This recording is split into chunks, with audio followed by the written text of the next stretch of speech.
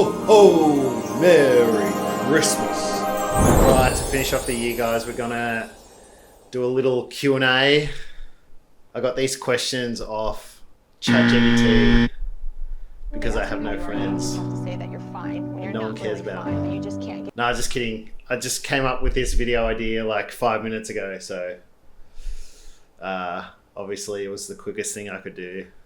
I'm very tired and grumpy, so I'll do my best to answer the questions as well as I can. Obviously, it's all going to be music orientated, so you won't be hearing my body count or anything like that. Let's get cracking. How did you get into making music / DJing in the first place? All right, so I had a friend, his name was Sebastian. I met him through a friend in high school a long time ago. So this brings me back. So this was like in year 12. So I would have been about like 17 years old. He was a DJ. I used to hang out with him a lot. And I was hanging out at his place. And he was big on tech. He was a bit of a computer nerd. So I remember he had Ableton, or he opened up Ableton on like this huge TV screen in his living room. Mind you, at this point in time, this was like 2007. So back then, this kind of stuff was like, wow. I remember when he opened the software, I looked at it and I'm like, whoa, this looks super complicated. It's funny because I saw an Instagram reel the other day and it was like POV when you first see, or when you first look at Ableton, how intimidating it is. It's so true. So that was the very beginning. And then nothing really happened for a long time after that. He had a friend, Andrew, who was also a producer. And then Andrew kind of became my mentor. I think I downloaded like a cracked version of Ableton back in the day. And Andrew would help me with pretty much everything, to be honest. You didn't have much help back then. Especially customized help. It was all very generic. You just look it up on Google and it was like kind of opening a can of worms. And then obviously, we'll call him Seb because I used to call him Seb. I just said Sebastian because it's easier for you guys to understand. But yeah, Seb he used to get gigs all the time. He was doing really well. And I'd literally just be standing in the booth. I fell in love with it. I was like crazy about it at this point. I was like, man, this is so cool. So yeah, I used to literally just stand there watching him play. I never played myself. I remember I used to get really jealous watching him play. Because I was like cringing on the inside. I just wanted to get on the decks really badly. And yeah, that's basically how it all started. And then way down the path, I bought my first set of gear, my first mixer and CDJs, and then I had to practice on that for a while, and then it all started kind of coming to fruition. This was when I was about like 22, 23 maybe. So it took a while before I actually got started. What kind of music are you making now, and how would you describe your sound? I think basically at the moment I'm trying to become like the techno master. So I make melodic techno, I make hard techno, and I make hypnotic techno. I was a bit insecure about it at first because usually DJs pick one lane to go from, or one subgenre, sorry. But I'm literally making all of them. It just gives me more variety, and like, to be honest, I do like all of them. If I had to pick one, I wouldn't really like it, to be honest. Obviously, there's a whole bunch of like pros and cons that come with my strategy, but I am enjoying it. It gives me a lot of variety. So my sound is definitely very dark. My melodic stuff is very moody and emotional, probably leaning a bit more to like sad. My hard techno is super aggressive. Again, very dark. And the hypnotic stuff's just kind of like, I definitely lean a bit more to like the heavier hypnotic stuff, I've noticed. Because some DJs or producers in that space, it's a bit more of a floaty kind of sound or a bit more abstract. But my hypnotic sound, which has surprised me, by the way, because I kind of went for that abstract sound, but I couldn't do it. It's definitely like a lot more punchy and heavier. I kind of make like bangers, really. It was very unintentional. What does your actual music setup look like right now? This is literally it. This is it. I have my decks in the entertainment unit. I store it in there. And then I have a DJ table in the safety cage downstairs. So whenever I DJ, I literally have to set up the whole thing. I move this table to the back of the room here. And then I set up the decks here. It looks pretty cool. It's just an effort to do it. I just don't have enough room or enough space in this apartment to have the decks all the time. I kind of don't mind it though, because they're like a dust magnet. Like you have to clean them like constantly. Otherwise it just gets caked on with dust. So I don't mind that.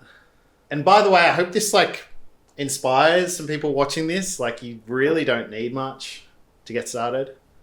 I think it's amazing these days that you can literally just work off your laptop and you're good to go. You know what I mean? You don't need fancy gear or a crazy setup to make music. So it's really cool.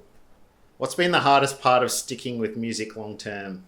I would definitely say lack of results. So yeah, definitely slow growth. Because you do a lot for very little. Like that's just kind of like the nature of music. You give a lot for very little in return. Yeah, it's just a lot of work.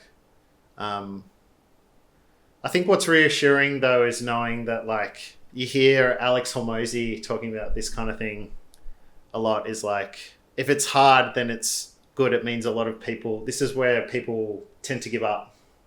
You know what I mean? So I kind of get that kind of reassurance knowing that like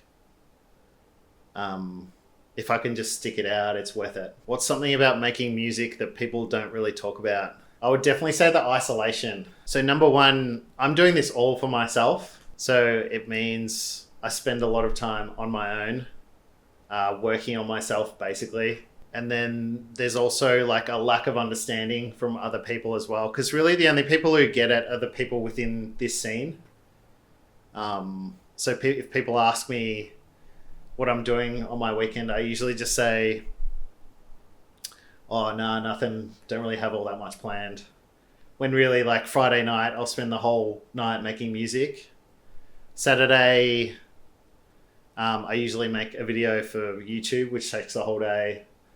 And then on a Sunday, I do a short form video for social media again as well, which doesn't take the whole day. That takes probably like 1 or 2 hours.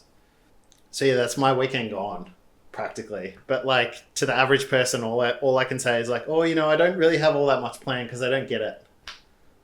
If I told them I just can't really be bothered explaining it. So again, that feels very isolating. And I'd also say like one last thing too is like, it looks fun on the surface, but it's still work. It's hard work too. There's a quote in, I think it's Rockstar by Cypress Hill. There's this guy talking in it. He's like, it's a fun job, but it's still a job. So yeah, it's kind of interesting throughout the years. I've kind of realized like you don't really understand it until you're in it.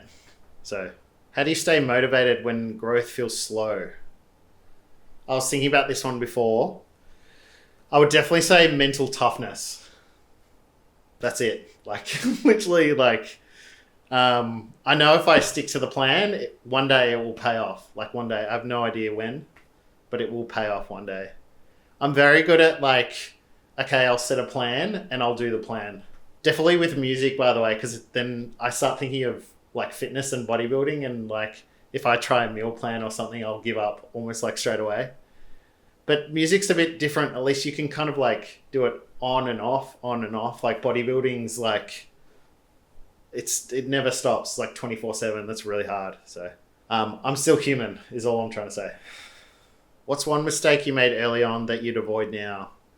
I would definitely say copying music would be the biggest mistake I ever made with producing.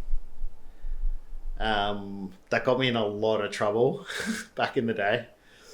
I was basically doing it to learn how the pros make their songs. But there's a difference between copying a song and using it as a reference. You always use a song as a reference track. You never copy it. Copyright is a big no-no in the music scene. So what are you focusing on next? Next year, I'm going to stick to the same plan I had this year. So this year I had one release per week. I'll be doing all the same things I did this year. I think next year I'll just be doing a lot more outreach. I didn't do any outreach this year. I've got this thing called Opportunity Day. I talk to ChatGPT every Sunday at 5 p.m. And I'm like, okay, so what am I doing this week? And it kind of guides me through like reaching out to clubs and organizing my EPK and so on and so forth. So I've only just started that. I started it probably like a couple of months ago. So I'm doing extra stuff on top of what I would usually be doing. Do you ever feel like quitting? Yes, all the time. Yeah, I've struggled with that because I've been doing this for like at least 15 years. Yeah, that thought kind of never goes away because it's so uncomfortable. It's so fucking uncomfortable. It never goes. I kind of like resisting the urge to quit though. It gives me that like motivation bro kind of feeling like I'm conquering something, you know what I mean? And like I knew it was going to be hard.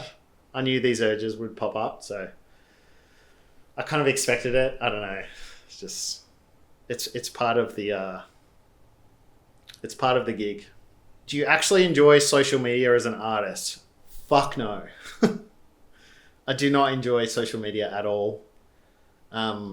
It's very new age as well.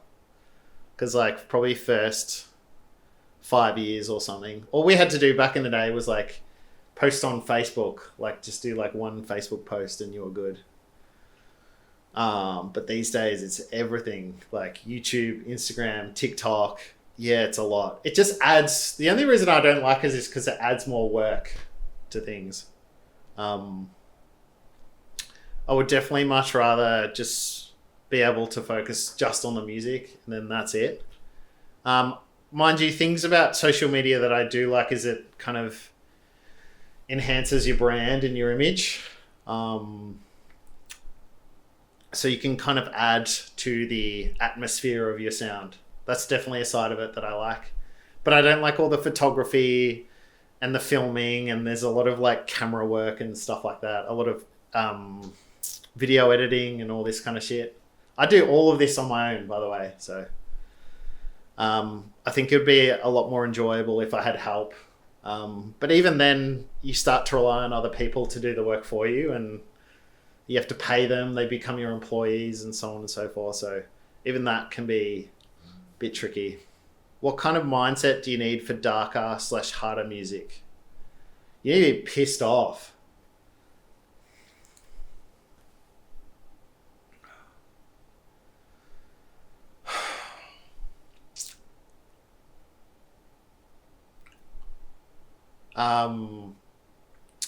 Yeah, I don't know. Oh, shit. I always get emotional when I talk about this kind of stuff.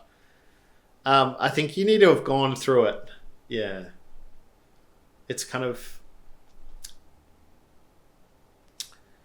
It's not really worth... Like, if you're trying to fake this, it's not worth it. It's not worth it. It comes with too much trouble, too much pain. I think over time, it's kind of funny because, like, say for instance, with girls and relationships, I used to think that this was going to hurt me, but it actually helped me. I've been coming to realize recently that it's actually been helping, because it's just like, it's taken my like masculinity, sorry, this for lack of a better word, it's taken my masculinity from like here to here. You know what I mean? It doesn't really come across as dark or aggressive. It comes across as more as like masculine. Yeah.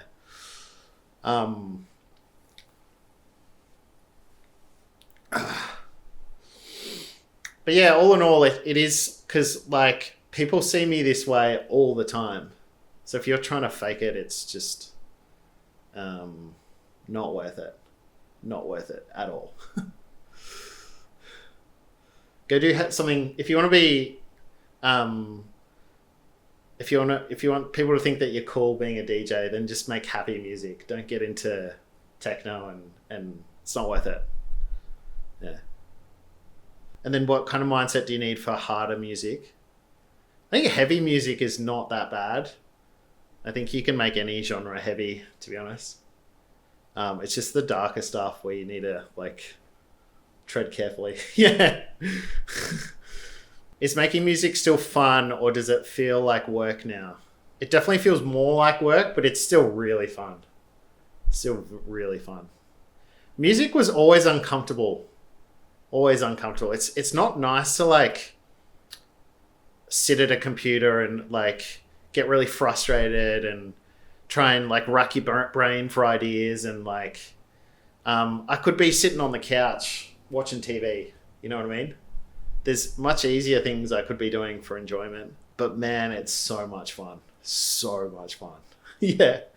I was a bit worried when I was younger that the enjoyment would fade off, and it has. I don't have that like raging desire or passion that I used to have. But it's still there. It's just more like it's like deep within me. I don't know, it's hard to describe. Also too, like I make music on a schedule now. I think making music is the most fun when you do it intuitively. When it's kind of like, I feel like making music right now, so I'm going to make some music. It's like when you run off a schedule, you're pretty much always making music when you don't really feel like it. But mind you though, that becomes like quite easy to deal with over time. Because you develop like a recipe for what works and what doesn't work. So you can manage that as well. If one of you guys wants to take it more serious, there are ways to work around it. But I would definitely say that making music intuitively is definitely more fun. But yeah, that's the end of the Q&A, guys. Hope you enjoyed. Before I go, have an awesome Christmas and Happy New Year. And obviously I won't be posting anymore for the rest of the year. So see you in 2026. Thanks for watching. Peace.